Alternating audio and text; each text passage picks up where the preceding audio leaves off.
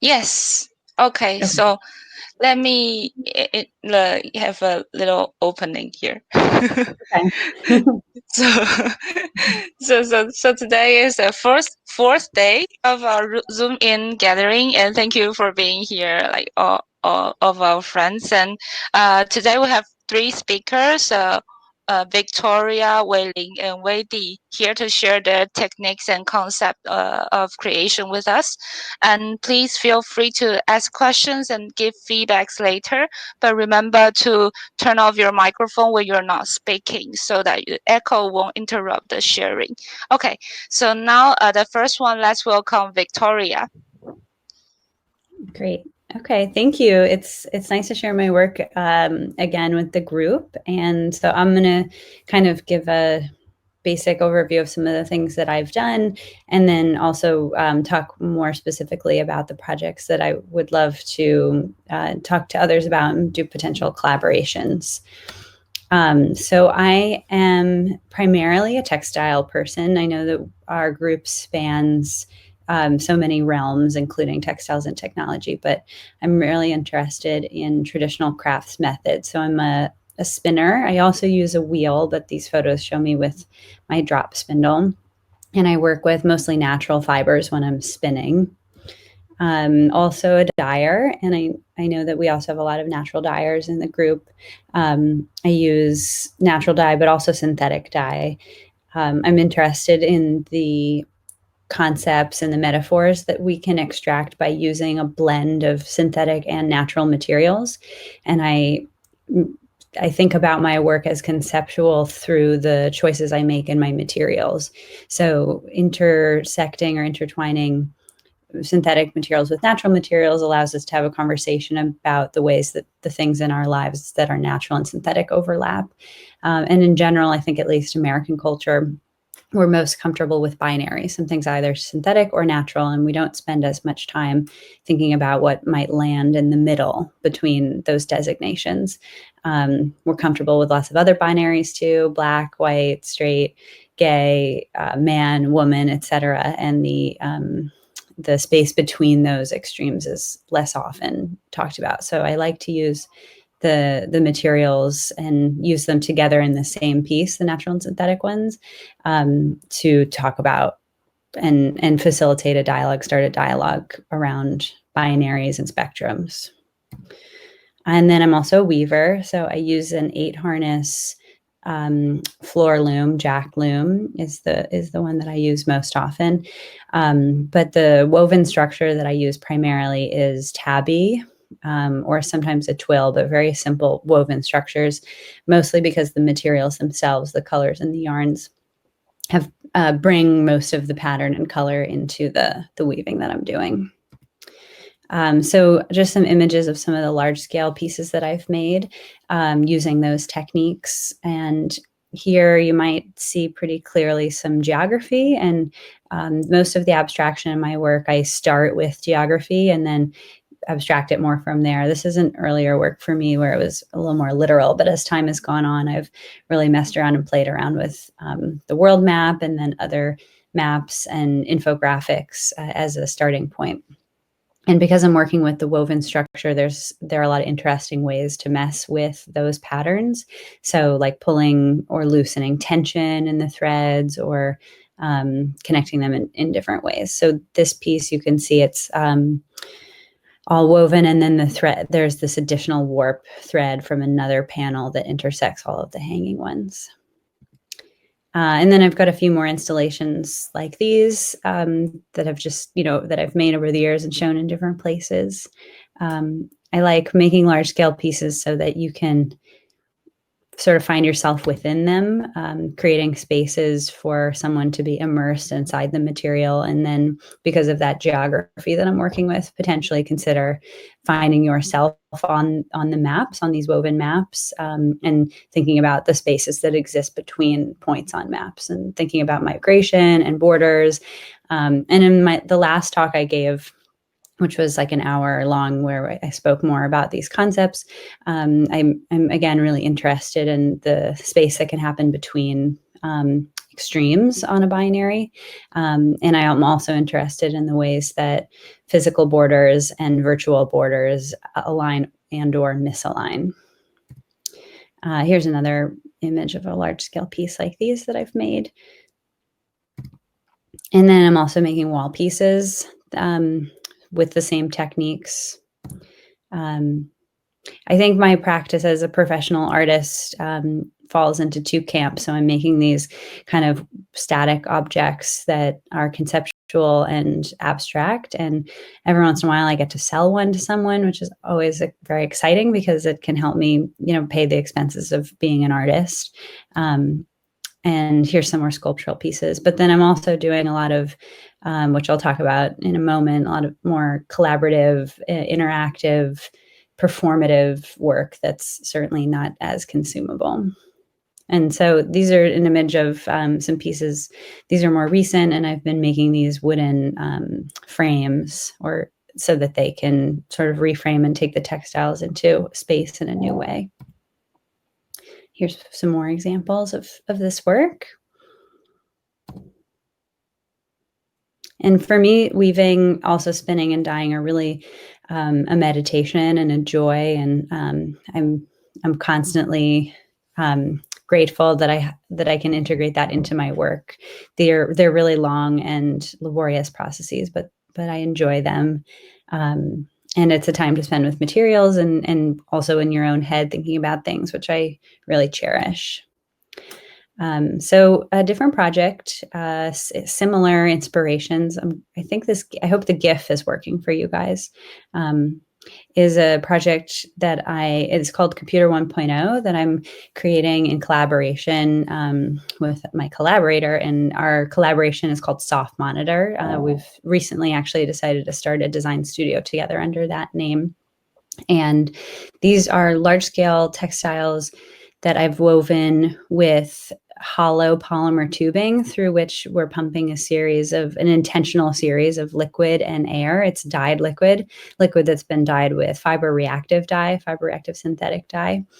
And conceptually, they're exploring the history of the computer and its connection to the technology of weaving, most notably the jacquard loom, but so many other examples throughout history of cultures and people who have used cloth as a way to record data and communicate. Here's another GIF that kind of gives you a sense of the still images don't really show what's going on, but I think the GIF helps you understand. And this piece is actually in Austria right now at Ars Electronica, which is really exciting. I wish I could be there to accompany it, but alas, I can't. Stuck in the US. But oops, my screen just stalled. But yeah, so this is a piece that I've been working on the project for about 3 years. The largest one that we've made has, I'm not sure how I can translate yards into meters, but so this piece, the largest one we've made, has about 4,000 feet of tubing woven into it. So the liquid and the air has to travel through that whole distance. I'm not sure what that is in meters.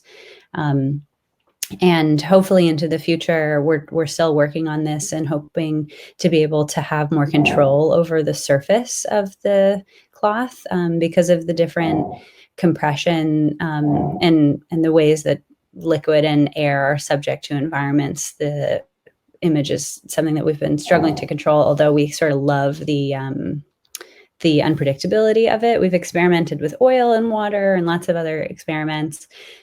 So just hopefully with more time and funding, we'll be able to bring a little bit more fidelity. Maybe we'll be able to upload images. And the last slide, you can see there's sort of a predictable pattern in this prototype. But hopefully in the future, we'll get to work on it more.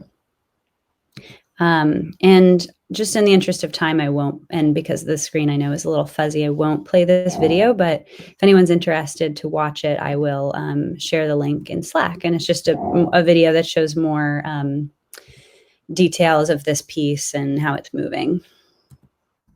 And then a different project that I have been working on for, I guess it's going on 5 years now, actually, is called Mordent. And it started with my making natural dyes using food items and ingredients in my studio and weaving cloth. And then I guess at one point it occurred to me that I'm cooking these colors using food, and wouldn't it be interesting to more closely connect those things? So I had these dinner parties essentially with friends where I would weave a cloth by hand, serve food made with colors that are also connected to natural dye sources, and serve them in a way that it would be inevitable that the color would meet the cloth. So I had bowls that were made out of frozen dye that melted over the course of the meal, vessels that had holes in them, and then just some food that was served directly on the cloth. So it really started as an experiment in my studio, and then I got a little bit of funding for it to do it in some other contexts.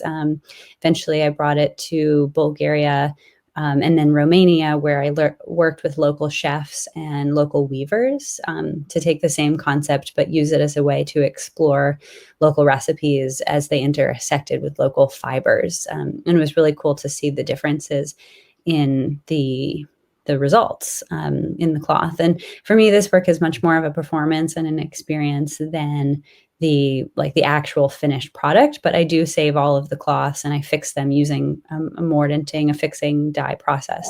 A lot of the colors don't necessarily last or don't necessarily stay the same throughout the process, but it's more about the experience. I got funding also to do this in Romania. And again, I have a video, which I can share you guys later. And I worked with a filmmaker, a documentary filmmaker who captured the experience. And we went to this tiny town in Transylvania, and there was I think there was maybe 25 people that even lived in this town. And one of them was a master weaver, and another was a really excellent chef. And we used the family recipes of people in this village. And then she wove the cloth, and all of the people that lived in the village came and had the meal together. And it was really special. And since I've worked with also a chef from South Africa, a handful of people in the US, and then I'm hoping to be able to continue doing this in all places around the world. It's been a really interesting collection of experiences where we're examining the relationship between food and textile.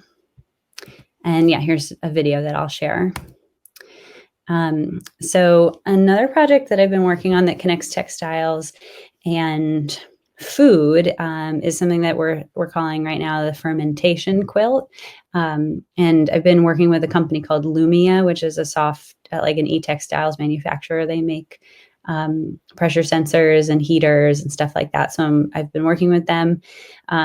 And we're making these sort of jackets that have heaters in them and temperature sensors, and can help in the fermentation of things like kombucha or sourdough or yogurt. And I've been doing this in collaboration with my partner, and we're using some traditional recipes. He's Bulgarian, so we've been doing some experiments with traditional yogurt from Bulgaria recipes. And this is still a really new project, but it's been an interesting way for me to keep exploring that interest that I've had for a long time, where the overlaps between textile and food. And here we're introducing the technology and allowing sort of like the meditation and the tradition that comes with textiles to offer a bit of reflection to the process of making food. And here's just some more photos of the pieces that we've been making for that. And I'm also working on a different project. I guess, I don't know if you guys are like this, but I feel like I always have 10 or 15 projects going all at once. But this is a different one where I've been spinning yarn with seeds in the yarn, weaving that yarn into a cloth, and then letting the seeds grow. So my idea for this would be also for it to be a dinner or dining experience where we would eat on this, like it was a picnic cloth, and then using ice bowls. I've been using ice bowls a lot in different projects. And then when the bowls melt after the meal is over, the cloth is fertilized from that, and then something begins to grow, and you can sort of leave your picnic cloth behind somewhere, and something will grow from the aftermath of your picnic. So that's a really new project. It's still something that I'm exploring. The sketch on the top kind of shows, like, I can imagine the bowls melting and being outside and in a different terrain and letting the textile blend into the landscape. And then another project that I'm working on, although I feel like I'm missing a slide here. Oh yeah. So another project that I'm working on is called Woman Interwoven, and it's a documentary. It's hopefully going to be a series of episodes, each one meeting a woman working with textiles in a different way. So I'm hoping to work with women who are, farmers or working with agriculture, but then you also meet someone who's working in the aerospace industry or a fashion designer or a sheep shearer or a biologist. And the collection of stories will demonstrate to us that textiles really show up in so many industries, in some ways more obvious than others, but also that women have been instrumental in the creation, the signification, and the distribution of textiles kind of throughout history, and including the current day. So we were supposed to start filming this in March, but since it's a travel documentary, obviously that got postponed indefinitely, but I'm still really excited to work on it in the future. We were going to start just with a local episode in New York, where I am, and then hopefully gain a bit of momentum after having the first episode, getting some funding to travel around the world and meet other women working in other industries. So in terms of the things that I want to collaborate on here, it's been so great to see everybody's presentations. I missed the first day, so I'm still catching up, but I'll leave some questions and comments in Slack when I get to them. But I'm interested in textiles, food, technology, and then just community engagement and community practice. I've seen these themes pop up in so many people's projects. And if anyone would want to collaborate with me on something totally new, or we could team up on something that any of us has already started working on, I'd be really excited about that, especially because we come from so many places and are currently located in so many places. I think we could kind of build on that, exploring the different traditions of textile food in our current location and seeing how they blend and evolve in our virtual location. And I think that's my last. This was just more about the documentary, but I already talked about that. Yeah, so that's my last slide. I think I made it just to 20 minutes. Yes, you're so on time. I tried to time it. Yeah, and do we have any question here for Victoria?